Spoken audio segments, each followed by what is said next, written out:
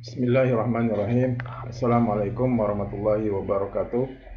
Selamat pagi anak-anakku, mahasiswa semuanya. Kita berjumpa kembali dalam perkuliahan irigasi dan drainase. Pada kesempatan ini saya akan memberikan gambaran atau bagaimana teknik merancang suatu saluran atau sistem saluran terbuka ya. Tentunya bertujuan untuk membuang kelebihan air di atas permukaan ya, sehingga bisa sesuai untuk kebutuhan tanaman. Baik, sebelumnya kita ketahui dulu apa yang dimaksud dengan drainase ya. Drainase itu tentu adalah membuang kelebihan air ya. Nah, berdasarkan peruntukan drainase itu dapat dibagi ke dalam dua, yaitu drainase lahan pertanian, drainase perkotaan, ada drainase lapangan terbang, juga drainase misalnya lapangan olahraga ya, seperti Jakabaring itu, sport center itu sangat bagus sekali sistem drainasenya ya, sehingga meskipun hujan tetap pertandingan sepak bola bisa berlangsung. Nah, melupakan sekarang kita beralihnya hanya untuk fokus kepada bagaimana sistem drainase lahan pertanian. Sistem drainase kalau kita klasifikasikan itu ada namanya drainase alami, dikenal dengan natural drainage. Drainase alami itu ya sungai-sungai alam ya yang terbentuk beserta cabang-cabangnya. Itu adalah drainase alami. Kemudian drainase buatan tentunya adalah campur tangan manusia, yaitu dengan reklamasi ya, seperti di Jakabaring, kemudian di rawa-rawa pasang surut ya, itu ada ulah tangan manusia gitu ya. Dia membuat dengan eskavator tanah dikeruk ya, sehingga membuat saluran-saluran ya. Itu drainase secara buatan. Kemudian ada namanya drainase permukaan, artinya saluran terbuka ya, itu permukaan tanah kelihatan ya. Nah, ini akan kita bahas untuk topik pada pagi hari ini. Dan selanjutnya ada namanya drainase bawah permukaan, subsurface drainage, yaitu drainase yang di bawah permukaan tanah, biasanya menggunakan pipa-pipa berlubang. Nah, ini mungkin materi yang kedua, tapi kita sekarang pada kesempatan ini fokus kepada drainase permukaan saja. Nah, untuk drainase permukaan itu menitik beratkan kepada pengendalian genangan air di atas permukaan tanah. Sedangkan drainase bawah permukaan itu bagaimana mengendalikan kedalaman air tanah ya, yang berada tentu di bawah permukaan tanah. Nah, untuk pertanian tujuannya apa? Mereklamasi itu membuka suatu lahan, itu bisa bertujuan untuk melakukan sistem konservasi pengawetan tanah pertanian ya, supaya lahan-lahan itu tetap subur, produktivitas tinggi. Kemudian tentunya tanaman bisa ditanam ya. Nah, bagaimana kita mengurangi genangan, kemudian bagaimana mengurangi kedalaman air tanah sehingga dia sesuai dengan pertumbuhan tanaman. Begitu juga masalah misalnya diversifikasi. Nah, dengan adanya pengurangan muka air tanah, penurunan muka air tanah, misalnya lahan yang tidak ditanami jagung, akhirnya bisa ditanami jagung. Nah, ini ada suatu proses namanya diversifikasi tanaman. Misalnya tidak hanya padi, tapi kita juga bisa menanam jagung. Begitu juga kalau tanah-tanah itu tidak tergenang, maka transportasi akan mudah sehingga ongkos di biaya produksi menjadi lebih ringan ya. Nah, pengaruh drainase lahan sendiri, pengaruhnya langsung ya, terutama ditentukan oleh kondisi hidrologi ya dan karakteristik hidrologi. Jadi ini pengaruh langsung. Jadi pengaruh langsung ini tentu adanya penurunan muka air tanah ya di dalam tanah atau juga pengurangan debit air di dalam sistem. Jadi pengurangan genangan secara langsung bisa ketahui, pengurangan kedalaman air tanah itu secara langsung bisa dilihat. Begitu juga pengurangan debit ya. Nah, ini adalah pengaruh langsung daripada kita melakukan drainase ya.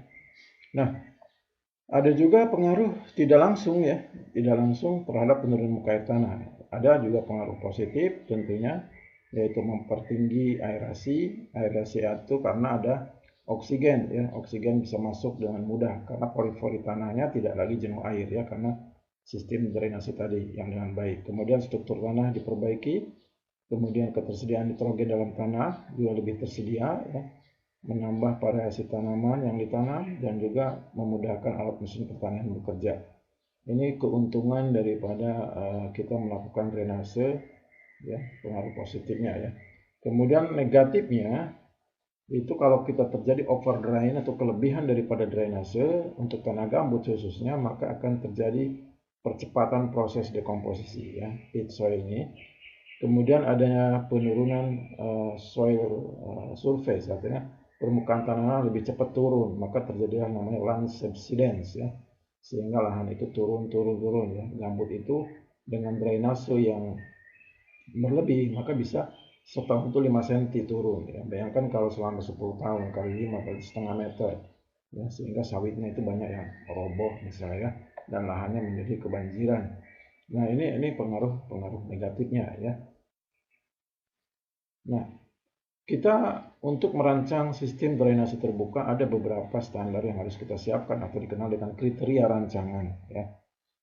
Nah, perencanaan saluran terbuka ya atau open channel ini ya pada dasarnya merupakan perancangan penampang saluran ya. Penampang saluran yang mampu mengalirkan debit air ya dari suatu tempat ke tempat lain dengan lancar tentunya, aman dan dengan biaya yang optimum ya. Jangan sampai kalau salurannya terlalu besar kita bangun tentu kan berefek kepada biaya yang dikeluarkan ya.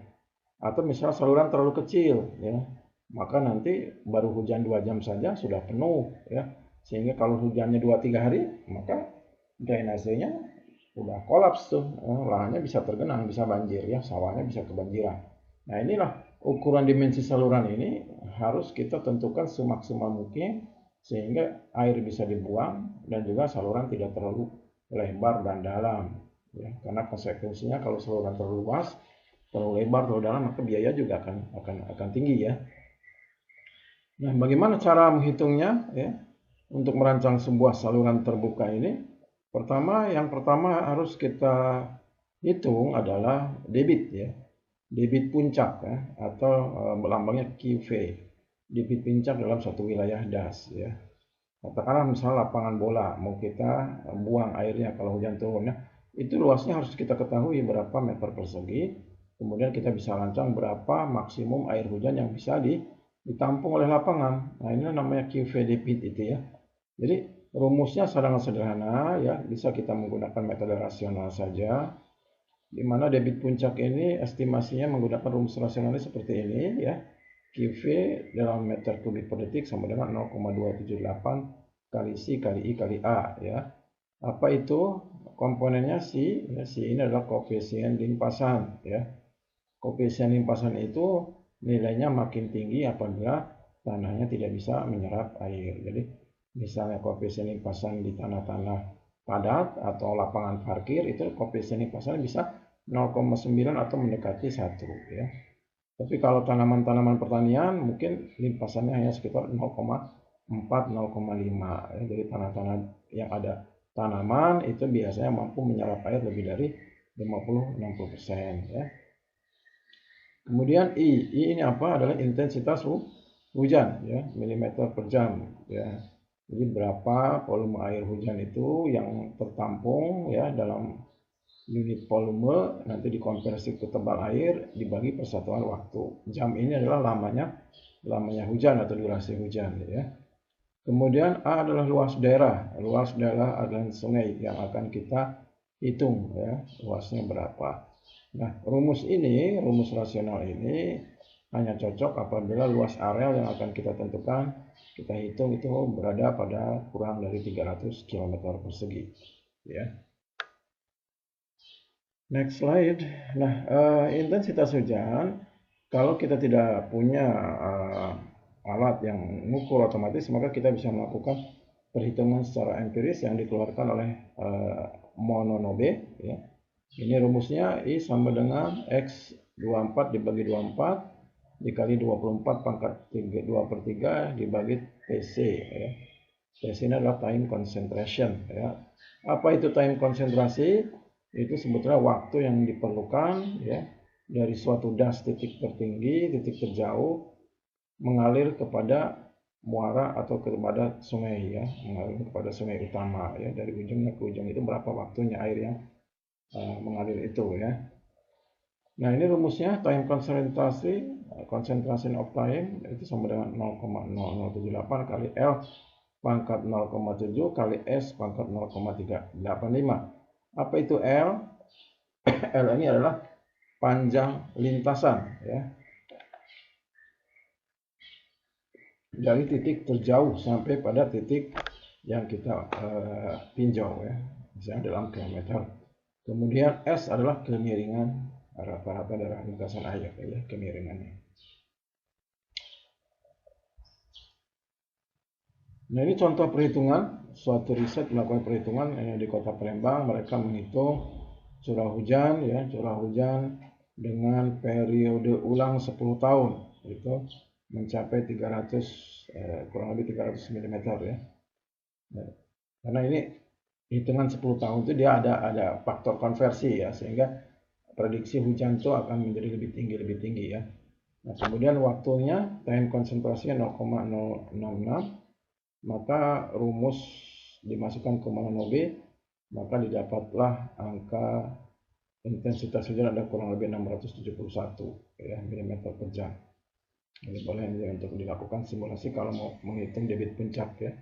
Nah, kemarin hujan di Palembang ya, hujan di Palembang itu yang banjir besar itu tanggal 31 Desember ya 2021, ternyata waktu itu hujannya sampai 159,7 mm.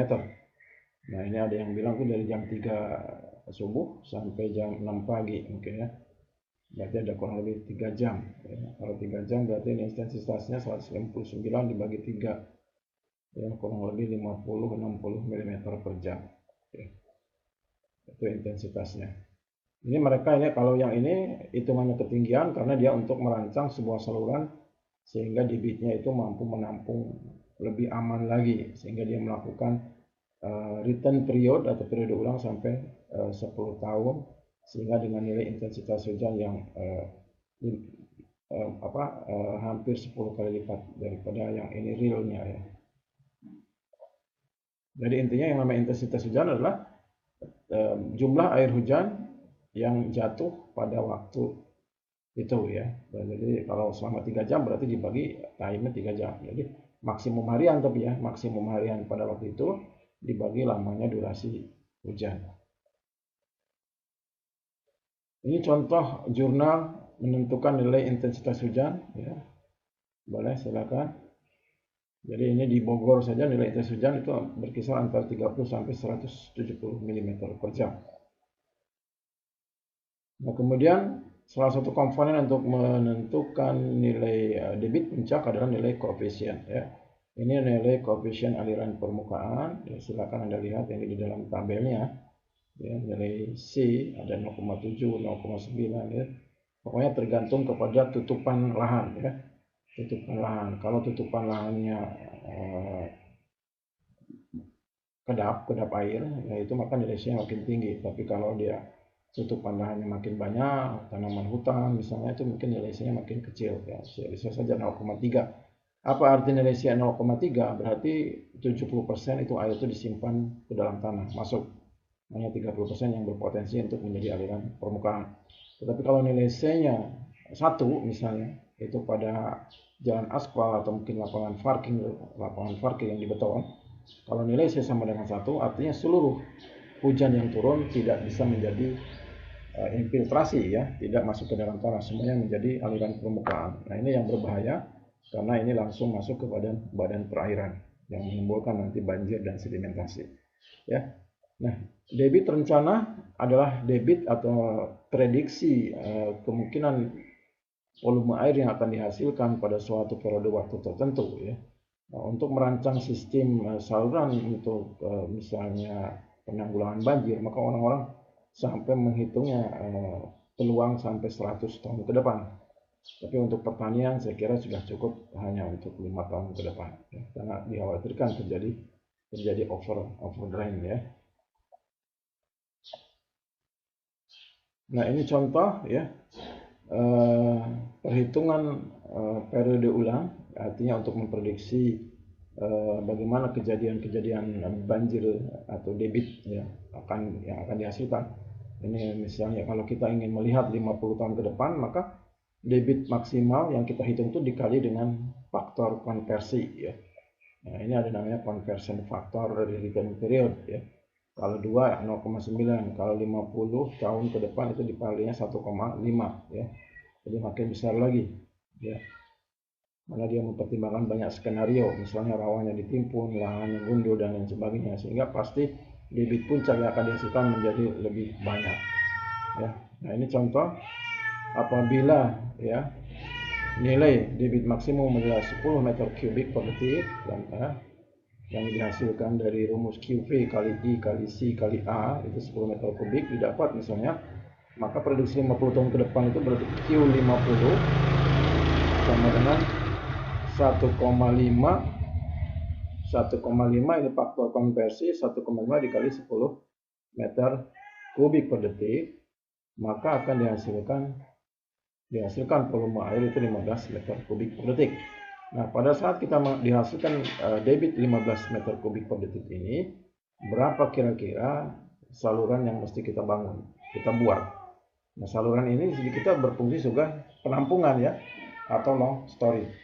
Nah, sehingga kita harus merancang dimensi saluran yang kira-kira mampu menampung aliran 500 meter kubik per detik ya. Next. Nah, ini sistem saluran terbuka yang biasa dibangun di masyarakat kita atau di ahli-ahli sipil kita ya. Nah, ini debit perhitungan puncak yang sudah barusan kita hitung adalah nilai Q-nya adalah 15 meter kubik per detik. Ini debit puncak yang kita hitung berdasarkan metode rasional dengan rumus QV sama dengan kali intensitas kali C kali I kali A ya. Jadi kalau ini didapat dari mana itu bisa Anda pelajari ya. Ini 15 ini kan dari intensitas hujan dikali luas areal dikali nilai C. Ini untuk 50 tahun. Nah, kita harus merancang ini saluran. Saluran ini kalau kita lihat ini ada namanya B. Ini adalah dasar saluran, kemudian ini M ini adalah lebar saluran ya. Kemudian ini ada sudut, ada ini sudut juga. Kemudian ada ini dalam ya. Jadi kita harus mencari titik optimal berapa lebar atas, berapa lebar bawah, berapa kedalaman. Kemudian untuk daerah-daerah yang sering banjir, maka ini ada namanya tanggul di sini. Tanggul adalah untuk safety factor, untuk keamanan supaya air tidak meluap ya. Ini juga ada nilai-nilainya ya. Kemudian debit di saluran itu sendiri rumusnya adalah Q sama dengan A dikali V ya. Apa itu A? A adalah wetting parameter atau ini adalah luas penampang basah yang biru ini. Yang warna hijau ini adalah luas penampang basah. Dikenal dengan A. Dan P adalah kecepatan aliran. Ya, kecepatan aliran di dalam saluran ini ya. Nah, ini sama ya. Ini adalah rumusnya. Rumus dasarnya misalnya kecepatan aliran ini itu digunakan dengan rumus Manning ya. V sama dengan 1 per N kali R kali pangkat 2/3 kali I kali 1/2. Ini rumus kecepatan alirannya ya, rumus kecepatan alirannya. Nah, kemudian Anda bisa melihat ya keterangannya ini. Ini adalah gambarnya. Jadi coba Anda saya perhatikan satu-satu simbol-simbol ini. Misalnya ini B besar, ini adalah lebar atas ya, atau lebar puncak. B kecil adalah lebar dasar. Lebar atas ini merupakan hasil dari perhitungan dengan, jadi kita cukup menentukan lebar dasar dulu. Maka dengan rumus ini B sama dengan B kecil ditambah 2MH, ini akan menghasilkan lebar atas ya, atau lebar puncak. Kemudian kedalaman air H. Kemudian ini rumus luas penampang basah, ini rumusnya. Jadi saya kira sudah gampang ya. Rumusnya sudah jelas. Luas penampang basah ini rumusnya. Mana luas penampang basah? Ini. Yang ada yang ada airnya ya. Yang ada airnya adalah luas penampang basah. Kemudian ada namanya keliling basah penampang. Ini rumusnya ya. Keliling basah penampang ini. Ini rumusnya. Ya, keliling itu ini. Kelilingnya. Kemudian jari-jari hidrolik penampang R. R ini A dibagi P ya. A itu luas penampang basah dibagi P adalah keliling basah, maka yang namanya R, jari-jari hidrolik ya. R. Kemudian kedalaman hidrolik ya, juga ada rumusnya. Jadi gampang sekali, nanti kita bisa melakukannya simulasinya di Excel ya. Tinggal dimasukkan rumus ini ke dalam parameter yang diketahui, yang given ya. Nah, ini tabel rumus Manningnya ya, untuk menghitung kecepatan. N ini adalah kekasaran ya, kekasaran Manning atau kekasaran dasar saluran. Ya, jadi kalau kasar, maka nilai Manningnya mungkin koefisiennya menjadi lebih besar ya. Jadi kasar itu kenapa dia? Karena air itu mengalirnya itu terhambat ya, tidak cepat, tidak lancar, karena misalnya banyak rumput ya, banyak rumput berarti aliran itu terhambat. Tapi kalau dia di lining, dikeraskan, apalagi di semen, maka aliran itu menjadi cepat gitu. Nah, ini namanya koefisien Manning, ya, tingkat kekasaran dasar saluran itu namanya koefisien Manning. Semakin besar nilai koefisien Manning, maka nilai hambatannya semakin tinggi. Nah, contohnya saluran yang sudah banyak rumput, ditumbuhi rumput ya, itu maka nilai N-nya menjadi besar. Kemudian kalau saluran yang licin atau dikeraskan pakai semen, maka nilai N-nya menjadi lebih kecil ya. Nah, ini contoh saluran terbuka ya. Kiri kanan ini ya, ini contoh saluran terbuka ya. Nah, kita akan merancang ini berapa lebar di bawah, berapa lebar di atas, berapa dalam. Ya, kalau kita kira lahan di sini menghasilkan debit dari hujan itu, misalnya katakanlah tadi 15 meter kubik ya per detik. Kira-kira saluran ini mampukah untuk menyimpan air sementara sebelum dia melemparkannya kepada sungai. Nah, sehingga misalnya katakanlah dia bisa menyimpan selama hujan 2 hari ya. Nah, sehingga pada saat sungai surut baru dibuka pintunya, dikeluarkan. Nah, inilah model operasinya. Karena kalau sungainya tidak surut, air di sini banyak, artinya tidak bisa terbuang kan. Nah, jadi saluran ini juga berfungsi sebagai long storage untuk penyimpanan sementara sebelum dibuang ke badan air yang paling dekat, misalnya sungai ya. Nah, ini sama lagi, ini adalah contoh saluran ya. Ini adalah yang warna hijau, ini adalah air yang mengisi daripada saluran, dan ini adalah tabel ketinggian jagaan atau safety factor ya. Jadi ini nilainya. Nah, kalau misalnya debitnya di atas 15 meter kubik per detik, maka safety factornya 1 meter. Jadi artinya ketinggian ya saluran yang sudah kita hitung itu ditambah lagi 1 meter ya tanggulnya, misalnya untuk supaya menjaga agar tidak overtopping, air tidak meluap ya. Jadi namanya tinggi jagaan, safety factor ya. Jadi supaya antisipasi dia tidak loncat airnya ya. Jadi naikkan lagi tanggulnya 1 meter. Nah, tugas Anda adalah merancang saluran terbuka. Contoh misalnya reklamasi rawa untuk perkantoran Pemprov, ini 40 hektar luasnya. Jadi 40 hektar itu Anda harus konversi dulu ke berapa meter persegi ya. Kemudian misalnya intensitas hujan adalah 40 mm per jam. Intensitas hujan di Kota Palembang 40 mm per jam, kemudian 40 mm per jam adalah intensitas hujan. Kemudian berapa debit puncak saat ini? QP, QP. QP ini kan rumusnya adalah intensitas hujan dari 40 mm per jam dibuat menjadi meter per detik ya, kemudian dikali luas areal ya, 40.000 apa berapa jadi meter persegi ya. Nanti hasilnya adalah meter kubik per detik. Dikali C, ya nilai C-nya pasti berubah ya. Nilai C tanah timbunan yang dipadatkan itu mungkin paling tidak mendekati angka 0,9 ya dibuat.